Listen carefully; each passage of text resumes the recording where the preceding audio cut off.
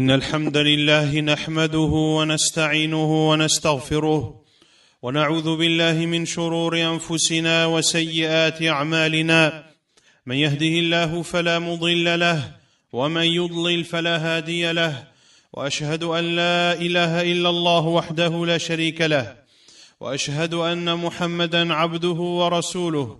أما بعد، فإن أصدق الحديث كتاب الله تعالى، وخير الهدي هدي محمد صلى الله عليه وسلم، وشر الأمور محدثاتها، وكل محدثة بدعة، وكل بدعة ضلالة، وكل ضلالة في النار. أما بعد، أيها المسلمون والمسلمات، اعلموا أن الله عز وجل شرع العبادات لحكم عظيمة ومصالح عديدة، أجلها تحقيق عبودية الله سبحانه وتعالى والخضوع له فيما أمر ونهى، ومنها تزكية النفس وترويضها على الفضائل.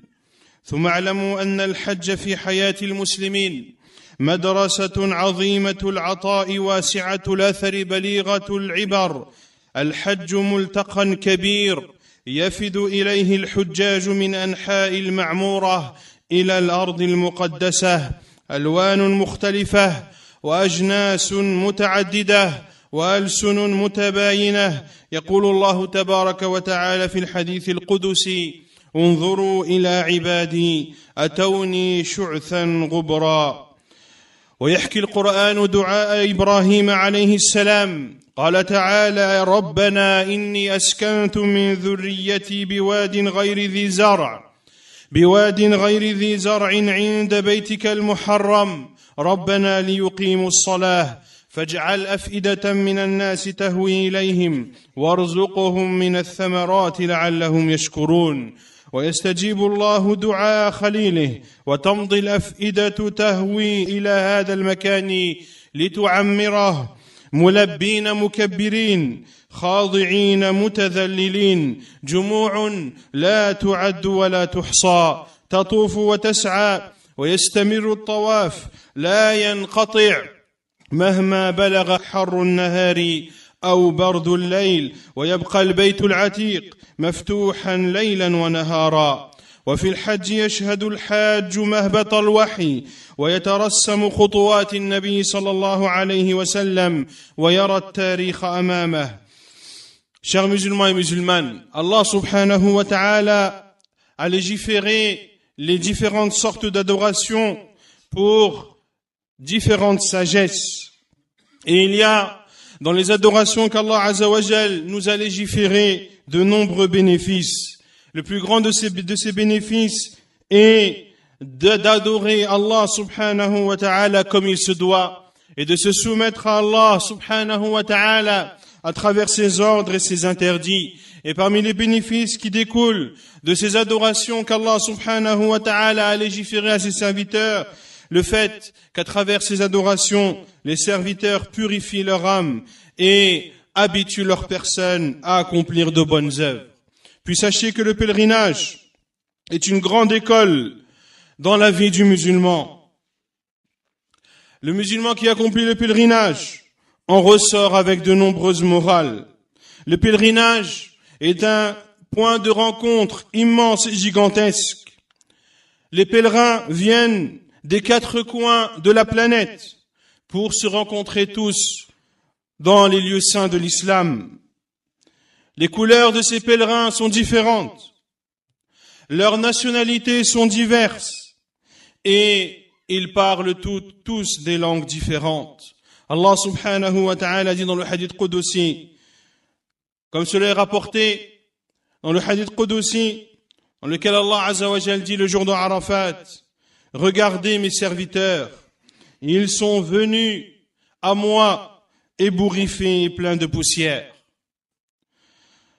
Le Coran nous cite l'invocation d'Ibrahim alayhi salam. Allah Azza wa Jal dit selon le sens: ô Seigneur, en parlant d'Ibrahim, lorsqu'il a invoqué Allah Azza wa Jal en disant: ô Seigneur, j'ai établi une partie de ma descendance dans une vallée sans agriculture, près de ta maison sacrée, ô notre Seigneur, afin qu'ils accomplissent la prière. Fais donc que se penchent vers eux les cœurs d'une partie des gens et nourris-les des fruits, peut-être seront-ils reconnaissants. Allah Azza wa Jalla a effectivement exaucé l'invocation de son ami intime Ibrahim alayhi salam, et les gens n'ont cessé depuis d'accourir et de se diriger vers cet endroit béni pour le remplir. Ils s'y dirigent et ils s'y dirigent et se rendent dans ces lieux en proclamant la talbiyah, en proclamant la grandeur d'Allah, en se soumettant à la puissance d'Allah et en se rabaissant devant l'immensité d'Allah subhanahu wa ta'ala. Des foules de personnes des personnes qui ne peuvent être dénombrées accomplissent ce tawaf et le sa'i. Et le tawaf ne s'interrompt jamais, quelle que soit la grande chaleur que peut atteindre la journée et quelles que soient les températures fraîches qui peuvent être atteintes durant la nuit. Et la maison sacrée d'Allah subhanahu wa ta'ala reste ouverte jour et nuit. Celui qui accomplit le pèlerinage se rend dans la terre sur laquelle la révélation est descendue. Celui qui se rend en pèlerinage suit les traces du prophète sallallahu alayhi wa sallam. Celui qui se rend en pèlerinage voit l'histoire de ses propres yeux. على المسلم التوبة النصوح وتجديدها عند الدخول في هذه المناسك يعاهد ربه عز وجل على عبادته يطيعه ولا يعصيه يؤدي الصلوات ويترك السيئات يبتعد عن المحرمات فالحج ملاذ كل المسلمين العابدون يزدادون قربا من مولاهم والعصاة في هذه الأجواء الإيمانية يقرون بذنوبهم ويتلمسون عفو الله ومغفرته ورحمته ورضوانه قال تعالى لن ينال الله لحومها ولا دماؤها ولكن يناله التقوى منكم. وفي سياق آيات الحج يقول تعالى وأتموا الحج والعمرة لله العمل كل العمل في هذه الدنيا يراد به وجه الله فمن شروط قبول الأعمال تحقيق الإخلاص لله أي أن تقصد أيها الحاج بعملك وجه الله لا رياء ولا سمعة ولا مباهاة أن تبتغي برحلتك المباركة وجه الله تعالى للفوز بنعيم الجنة إن كل حركة ومشهد ونفقة تؤديها في رحلة الحج تقربك إلى الله وتزيد من حسناتك قال صلى الله عليه وسلم الحجاج والعمار وفد الله إن دعوه أجابهم وإن استغفروه غفر لهم ولذلك كان رسول الله صلى الله عليه وسلم يسأل ربه الإخلاص قائلا كما في حديث أنس رضي الله عنه اللهم حجة لا رياء فيها ولا سمعة وكم للنية الخالصة في الحج من أثر عظيم في زكاة النفس وفلاحها فتأمل هذا الفضل العظيم في قوله عليه الصلاة والسلام الحج المبرور ليس له جزاء إلا الجنة رواه البخاري من حديث أبي هريرة رضي الله عنه ومن صفات هذا الحج أي هذا الحج المبرور أن يكون خالصا لله والإخلاص ليس بالأمر الهين قيل لأحد السلف أي شيء أشد على النفس قال الإخلاص. Sachez que le musulman qui se rend pour accomplir son pèlerinage se doit de faire un repentir sincère à Allah subhanahu wa ta'ala et de prendre l'engagement vis-à-vis de son Seigneur, de l'adorer, de lui obéir et de ne pas lui désobéir. Le pèlerinage est un bienfait pour tous les musulmans. Ceux qui adorent leur Seigneur, cela les rapprochera de lui subhanahu wa ta'ala. Et ceux qui désobéissent à Allah azza wa jal, dans ces moments de grande foi. Ces personnes qui désobéissaient à Allah Azza wa Jal admettront leurs péchés et espéreront la clémence, la miséricorde et la satisfaction d'Allah subhanahu wa ta'ala. Il dit Azza wa Jal, ni leur chair, ni leur sang n'atteindront Allah, mais ce qui l'atteint de votre part, c'est la piété. Et dans les versets du Hajj, Allah subhanahu wa ta'ala nous dit, et accomplissez le pèlerinage et la umrah pour Allah. Les actes, tous les actes dans cette vie d'ici-bas, les adorations, tu dois les accomplir pour la face d'Allah subhanahu wa ta'ala. Pour qu'un acte pieux soit accepté d'Allah Azza wa Jal, il faut qu'il soit accompli en toute sincérité. Et concernant le pèlerinage, tu te dois, ô toi qui te rends au pèlerinage, de vouloir par ton pèlerinage la face d'Allah. Tu ne veux pour cela ni remerciement, tu ne veux pour cela ni entretenir ta réputation ou autre chose semblable, mais tu veux, par ce voyage béni, la face d'Allah subhanahu wa ta'ala et obtenir son immense récompense. Et sache que chaque mouvement, chaque adoration que tu feras, chaque dépense que tu feras dans ce voyage béni, eh bien tout ceci te rapprochera d'Allah Azza wa Jal et augmentera ton compteur de hasanat. Le prophète sallallahu alayhi wa sallam a dit en parlant des pèlerins et des mu'tamirin, il dit alayhi salatu wa salam, les pèlerins et ceux qui accomplissent la umrah sont ceux qui voyagent pour se rapprocher d'Allah. Lorsqu'ils l'invoquent, ils exaucent leur adoration et lorsqu'ils lui demandent le pardon, il leur pardonne. Ainsi le prophète sallallahu alayhi wa sallam demandait à Allah Azza wa Jal la sincérité dans ses actes et notamment durant le pèlerinage, comme cela est rapporté dans le hadith de Anas radiyallahu anhu.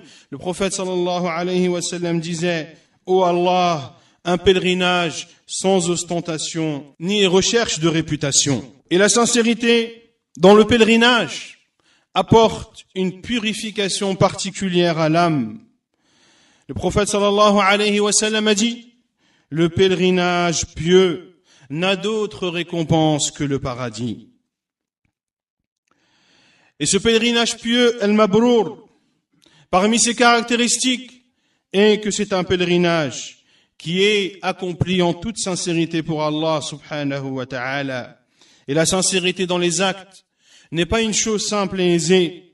Il a été dit à un des salafs, quelle est la chose qui est la plus difficile pour l'âme?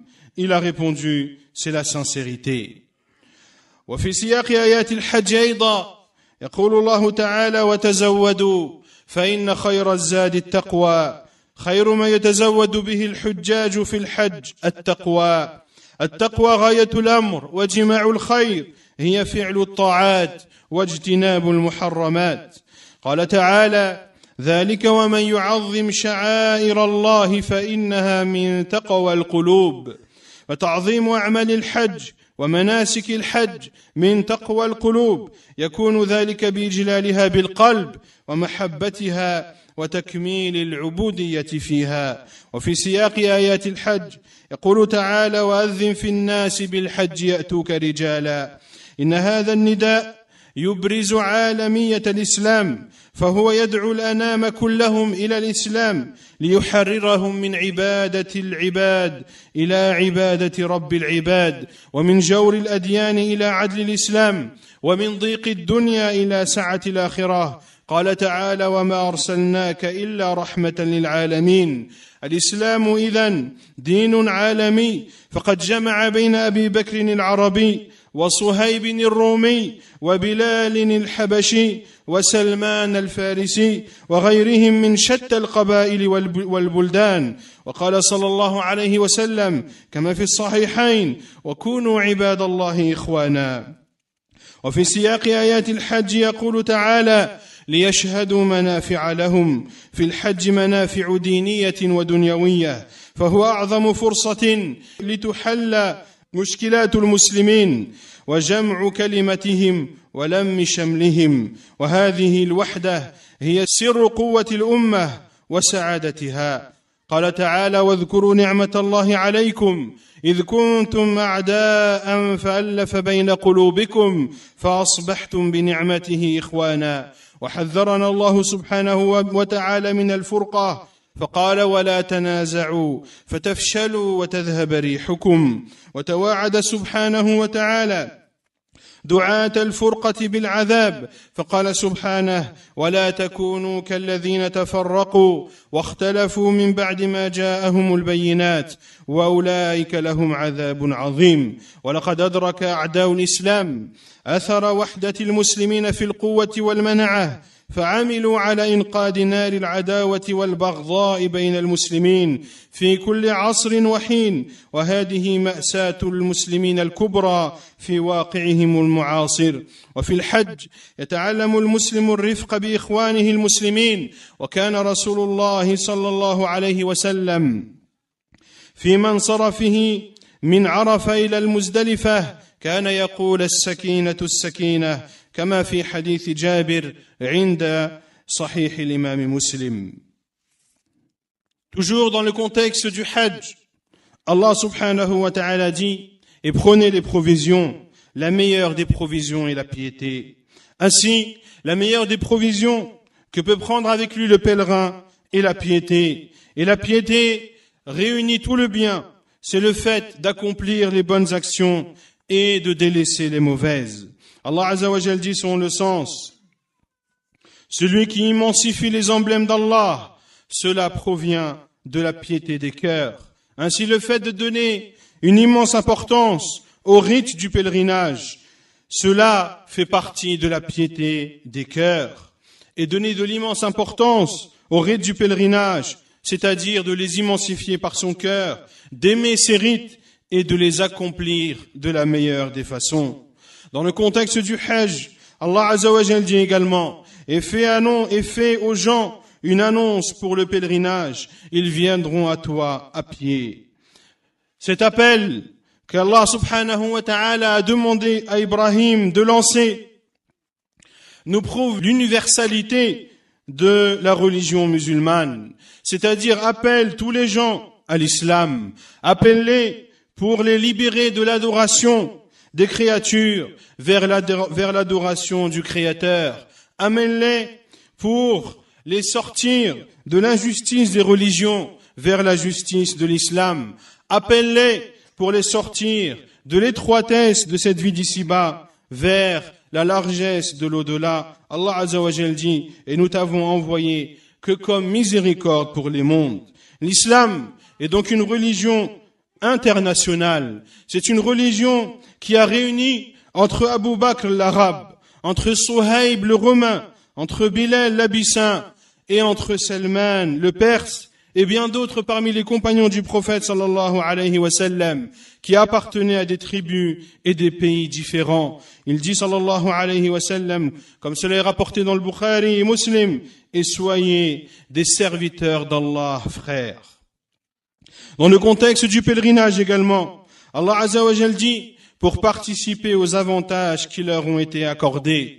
Il y a donc dans le pèlerinage de nombreux avantages religieux et mondains. C'est l'une des meilleures occasions pour résoudre le problème des musulmans et pour réunir leurs paroles. Car l'unité des musulmans est le secret qui donne à cette communauté la force et la joie. Allah subhanahu wa ta'ala dit selon le sens, et rappelez-vous les bienfaits d'Allah sur vous lorsque vous étiez ennemis, et c'est lui qui réconcilia vos cœurs, puis par son bienfait, vous êtes devenus frères. Et Allah Azza wa Jal nous met en garde contre la division en disant, ne vous disputez pas, vous fléchirez et perdrez votre force. Et Allah Azza wa Jal a menacé ceux qui appellent à la division des musulmans. Il dit Azza wa Jal, et ne soyez pas comme ceux qui se sont divisés après que les signes leur soient parvenus, à eux un châtiment douloureux. Et les ennemis de l'islam ont très bien compris les bénéfices qui découlent de l'unité des musulmans, que l'unité des musulmans revient à donner à cette communauté musulmane une force gigantesque. Ainsi, les ennemis de l'islam ont travaillé à allumer le feu de la haine et le feu de la discorde entre les musulmans, et ceci à chaque époque. Et malheureusement, cette division est présente à notre époque également. Le pèlerin, pendant le pèlerinage, apprend la gentillesse et la douceur avec ses frères musulmans. Le prophète sallallahu alayhi wa sallam a dit, lorsqu'il s'est rendu de Arafat al-Muzdalifa, la quiétude, la quiétude. أقول قولي هذا واستغفر الله. الحمد لله رب العالمين وصلى الله وسلم وبارك على نبينا محمد وعلى آله وصحبه أجمعين أما بعد. وفي سياق آيات الحج يقول سبحانه وتعالى فإذا قضيتم مناسككم فاذكروا الله كذكركم آباءكم أو أشد ذكرا فمن الناس من يقول ربنا آتنا في الدنيا وما له في الآخرة من خلاق ومنهم من يقول ربنا آتنا في الدنيا حسنة وفي الآخرة حسنة وقنا عذاب النار أولئك لهم نصيب مما كسبوا والله سريع الحساب. إن هناك فريقين، فريقا همه الدنيا يجمع حطامها بحرص وتعلق يذكرها حتى حين يتوجه إلى الله بالدعاء فقد امتلأت نفسه بحبها وأحاطت به من كل جانب. هؤلاء قد ينالون نصيبهم في الدنيا ولا نصيب لهم في الآخرة. وفريقا أفسح مجالا وأوسع أفقا لأن همه الآخرة ورضوان الله تعالى يريد الحسنة في الدنيا ولكنه لا ينسى نصيبه في الآخرة. هؤلاء لهم نصيب فالله تبارك وتعالى سريع الحساب. قال عز وجل ومن أراد الآخرة وسعى لها سعيها وهو مؤمن فأولئك كان سعيهم مشكورا.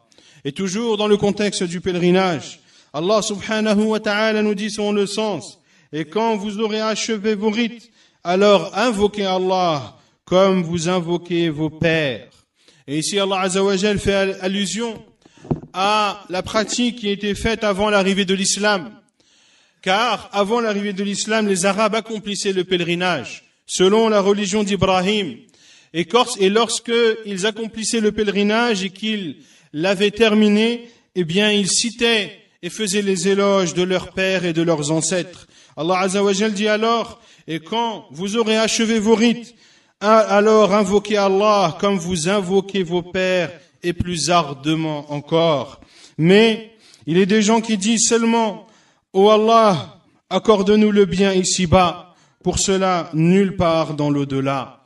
Et il y a des gens qui disent, ô Allah, accorde-nous belle part ici-bas et belle part aussi dans l'au-delà, et protège-nous du châtiment du feu.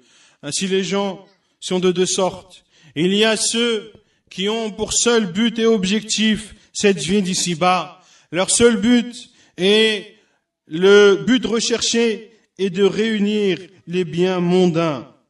Ainsi, cette vie d'ici-bas ne quitte pas son esprit même lorsqu'il invoque Allah subhanahu wa ta'ala, car son cœur est plein d'amour envers celle-ci.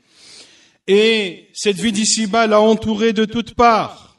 À eux, ils auront effectivement leur part dans cette vie d'ici-bas, mais ils n'auront aucune part dans l'au-delà. Et il y a l'autre catégorie des personnes, ceux qui ont élargi leur champ, car son but premier est l'au-delà. Son but premier est la satisfaction d'Allah subhanahu wa ta'ala, mais il veut également sa part dans cette vie d'ici-bas. Il prend sa part dans cette vie d'ici-bas, sans oublier sa part dans la vie de l'au-delà. À eux alors, Allah azza wa jalla leur accordera leur part dans cette vie d'ici-bas et leur part dans l'au-delà. Il dit azza wa jalla, et celui qui veut l'au-delà et accourt vers elle, alors, et tout en étant croyant, alors leur accourement sera récompensés. نسأل الله عز وجل أن يجعلنا هداة مهتدين غير ضالين ولا مضلين، وأن يجعلنا من الذين يحجون بيته الحرام. اللهم اجعلنا من حجاج بيتك الحرام، اللهم اجعلنا من الذين يستفيدون من هذه الرحلة المباركة يا أرحم الراحمين يا رب العالمين. اللهم أعز الإسلام والمسلمين وأذل الشرك والمشركين. اللهم أعن إخواننا في كل مكان، اللهم أعن إخواننا المستضعفين في كل مكان يا قوي يا عزيز. وصلى الله وسلم وبارك على نبينا محمد